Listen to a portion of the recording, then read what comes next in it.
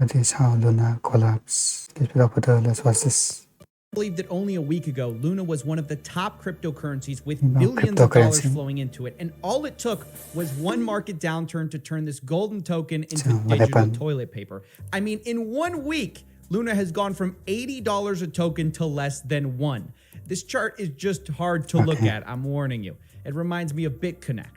Not to mention, UST, their stablecoin, is still depegged. And at this point, I think it's safe to say it's over for Terraform Labs. There's simply no way to reestablish the trust that algorithmic stablecoins need. I mean, after all, who wants an unstable stablecoin?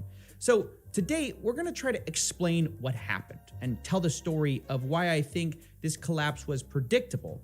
By that, I mean, it was literally predicted. There was a $20 million bet about this. What? And I'm also going to be honest with you about what we don't know as well, because before we move further, let me say loud and clear. Rebel wins As of right again. It's now, amazing. no one knows the true culprit for this crash. So far, I've counted 4 different and unique threads going viral, all claiming to know how Luna collapsed, and the explanation is slightly different each time. But what is consistent is their proof is, trust me, bro. In fact, my personal favorite of these explanations is the theory that Citadel, who's the GameStop supervillain, secretly gotten a 100,000 Bitcoin loan from Gemini, which is owned by the Winkle twins, and they destroyed Luna with it. Now, Gemini denied these claims, but who are you gonna believe? A private company or an anonymous 4chan post? Kind of a toss-up, right? And I'm not even saying these are wrong. They just don't have any evidence. So that's where it stands with this forensic side of things. A lot of people claim to have solved it, but nobody seems to actually have done so. But while we don't know exactly what happened, I think it's important to say this crash also didn't surprise anyone. And I think that's worth talking about. There were a lot of people who have been calling for this for some time, and these were mostly for 2 reasons, which we've already discussed. UST was built on a Ponzi scheme, and algo stablecoins have sort of always failed, and we've covered those. But there's a third option that I really think has been overlooked in all this, and that is Do Kwon's role. Remember that Do Kwon is the creator of Terraform Labs. And what most people don't know is that as Luna became more and more successful, Do Kwon slowly became more and more arrogant. He would dismiss all his critics and call them poor. And I believe this played a role, at least, in so many people rooting for Luna's downfall, if not actively playing a role in it. As I said, we don't know if Luna's demise was like an attack or naturally occurring, but I want to give you some examples of this because I think we can learn from it about sort of what not to do if you suddenly happen to become ultra rich and powerful. So on November 25th, 2021, a guy named Freddie Reynolds proposed a theory of how you could crash Luna with a Soros-style Black Wednesday attack. By that, he's referring to when George Soros broke the British pound. And he goes into great detail about how you could do this if you just had $1 billion on hand. He described a process where you could make $50 million and sort of rinse and repeat it until Luna falls apart. Now, in response to this possible attack vector, does Luna investigate? Does it implement strategies to defend itself? No.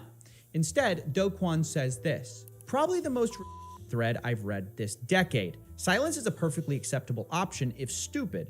And then basically he asks sort of to be attacked. He says, billionaires in my following, go ahead, see what happens. I mean, can you imagine the arrogance to taunt billionaires that are following you and going like, yeah, see what happens. Go ahead, attack me, see what happens. Now, look, I know the internet's kind of a wild place, but I usually think there are 2 rules to it that you have to abide by at all times. 1, don't ever taunt the internet. And 2, don't ever taunt billionaires. And you certainly don't want to do both at the same time. But this kind of arrogant response wasn't even an irregular occurrence. Rather than engaging with flaws in his protocol, Do Kwon would repeatedly call his critics poor. In fact, a few days before Luna collapsed, Do Kwon said that if you listen to crypto influencers about UST depegging for the 69th time, or you could remember that they're all poor now and go for a run instead. And he repeatedly did this. He also taunted this guy, Algod Trading, who said, if Luna breaks new all-time highs, I will short it with size. And Do Kwon responds, yeah, but your size is not size. This guy responds, statistically, you're dunking on 99% of your community, but all right, someday your Ponzi will collapse. You can't keep fueling anchor. And this is my favorite part of the story because that same guy then responds 4 days later, offering a $1 million bet that Luna will be at a lower price in exactly 1 year. Now, what does Do Kwon do? He takes it. Of course, he takes the bait. He says, cool, I'm in. And I guess that got enough attention because someone noticed it and decided that they actually wanted to raise the stakes. GCR on Twitter decides to offer a $10 million bet. Do Kwon once again agrees, and they decide on the escrow being another crypto Twitter user, Kobe. And so right now at this address, which we will put on screen, there's currently a $10 million bet going on the blockchain. This is real money we're talking about. Literally just put up to see if Luna's gonna fall or not, which obviously 2 months later it did. But even that wasn't enough for GCR, who at the time decides he wants to double the bet, saying the initial spirit of it was this like, yeah, your size is not size, whatever, like kind of a weird insult. Weird way to say you're poor, basically. And so he says, look, we're going to play for big money. I'll double it to $20 million, to which Do Kwon doesn't respond. And so instead, what this guy does is he decides he's going to short Luna with the remaining $10 million that he wanted to bet him with. Now, for those of you following along at home, this is what we call a Chad move. This guy would end up cashing out with $16 to $20 million profit. And it shows how much Do Kwon pissed everyone off, not just the quote poor people, but actually the richest part of crypto Twitter.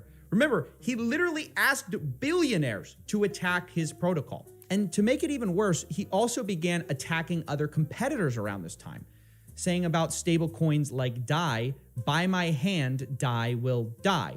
And it was sort of this unique combination of arrogance, antagonism, and disregard for criticism that contributed either directly or indirectly to Luna's collapse.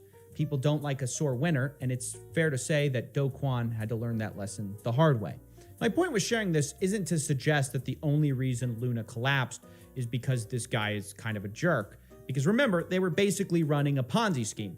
But being a jerk, along with sort of running and benefiting from a Ponzi scheme, definitely doesn't help. And the other bit of news we learned in all of this is that CoinDesk reported that Do Kwon was secretly behind a failed stablecoin in the past called Basis Cash. He turned out to be anonymously involved, going by the pseudonym Rick, and his partner was called Morty. According to CoinDesk, he modeled the project after an earlier project called Basis, which you may or may not remember as the failed project of founder Nader Al-Naji, the creator of BitClout. So that's where we are with this story. A lot has come out, and while I hold very little sympathy for Do Kwon's failure, I do feel bad for all the traders who got swept up in it. For example, KSI claimed to have bought 100,000 Luna, claiming it could be the, quote, best or worst trade of my life. He later says he spent $2.8 million buying the dip, and that his Luna was now worth $1,000. Ouch. And that's not even to mention the regular investors who don't have millions to spare. I mean, I cannot stress this enough. Billions of dollars have been wiped out overnight. Like, Reddit communities are being makeshifted from supporters into support groups. Like, I don't want to show you guys too much of this because it is dark. Some investors lost houses. Others lost life savings. And that's truly sad. But we can't forget about the painful lessons things like Luna can teach us. In this case, it's sort of three things. Don't taunt internet billionaires, don't build Ponzi schemes, and beware algo stablecoins. That's basically it. Pump the stock, and I'll see you in the next one. When you put up on the internet, one can see you, so I have to be more careful. It's kind of deserved there. Other people are suffering at that. So overall, it's not very good.